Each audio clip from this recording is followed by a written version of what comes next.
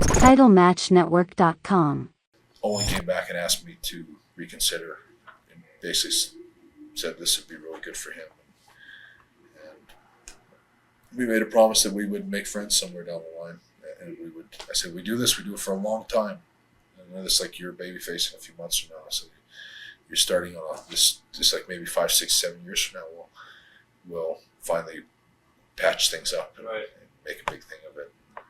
And we did luckily get to do that. The first few matches I had with him, he was always a little nervous at that time. His interviews were really good. His interviews were exceptional for a guy that was just being thrust right into a pretty big spot. And remember, we worked just before WrestleMania. We had a couple like tag house show matches in like Wisconsin and stuff like that. And we had such crappy matches. I mean, everything we did just didn't work and didn't fly right. We tried a lot of different ideas, sort of novel stuff that we were hoping might kind of blow everyone's mind.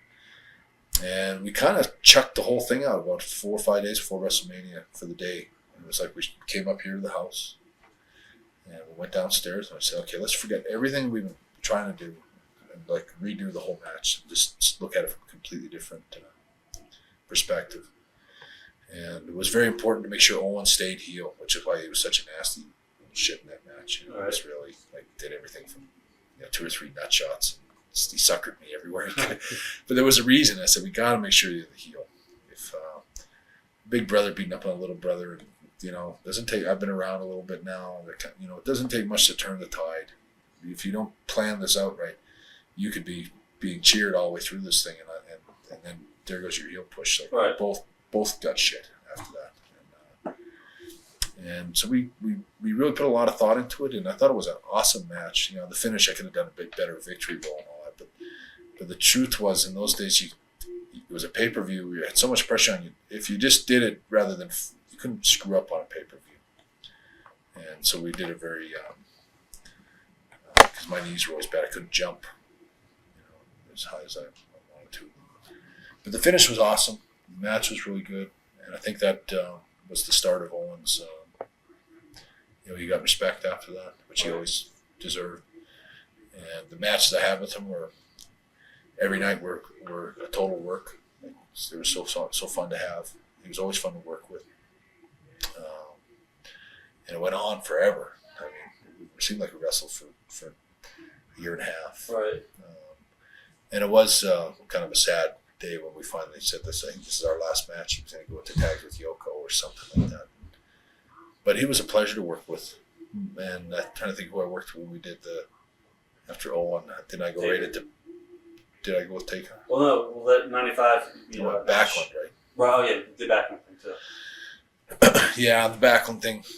I first, which is, this is where Sean could have taken some pages out of my book. Sometimes all you have to do is hold the door sometimes. It's not that hard to do. I wasn't too, I remember they first came to me with the idea of dropping the belt to Bob Backlund. I was like, are you kidding me? Like, you're joking, right? Like, just Bob Backlund? Like, forget it. Like, that's the dumbest idea I've ever heard. And they went into the history of how he lost the belt, and they kind of explained the story. And I remember I was really kind of like, just thought it was such a shitty way to lose the title to Bob Backlund. And then I thought about it, and the more I thought about it, I said, here's a guy was a great worker, great wrestler, great guy. He has this break in near the end of his career, or like a restart at a time when he never thought he'd get it. And I was thinking, if I was Bob, this would be like when somebody lays this out to you and says, this is what we have in mind. It'd be such a great thing for him. And I remember I completely switched on it. I came right around full circle. I said, I'd be happy to do this for Bob Backlund. I remember Bob Backlund when he was in Japan. He always bought a couple of cases of beer for all the young guys and stuff like that. He was a total class act, one of the most honest guys that you could ever meet in the business. One of the nicest guys you could ever remember. He gave me a birthday card, stuff like that. He was just such a nice guy. And you go, of course I'd do it. I'd do it. And I went out of my way to not only give Bob the best match I could, to make it as good as I could. I actually enjoyed every bit of it. And at the same time, you understand this business, knowing that I'm going to lose that top spot again. I'm going to lose that top pay. Right. course, then it turns out that he dropped the belt to Kevin, which was, I think, disappointing a little bit, because I think actually Bob might have been able to run with it for a little bit. And I think Kevin was a little premature, if you want my honest opinion. He was going to get this push that he needed 6 months later rather than 6 months earlier. And I think things would have been different for Kevin. He was just starting to climb, Kevin Nash at that time, Diesel.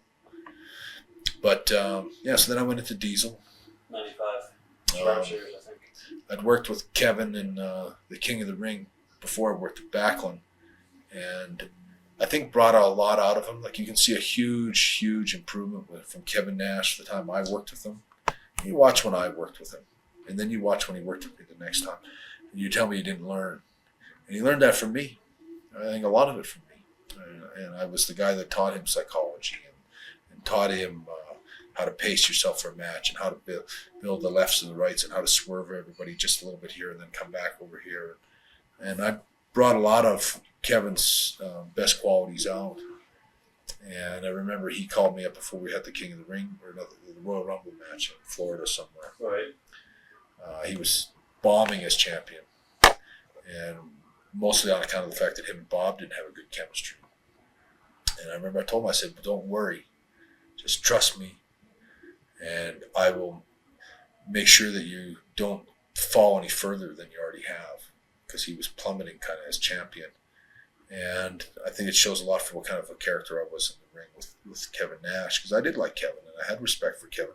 I actually wanted Kevin to get over. I didn't have a problem with Kevin.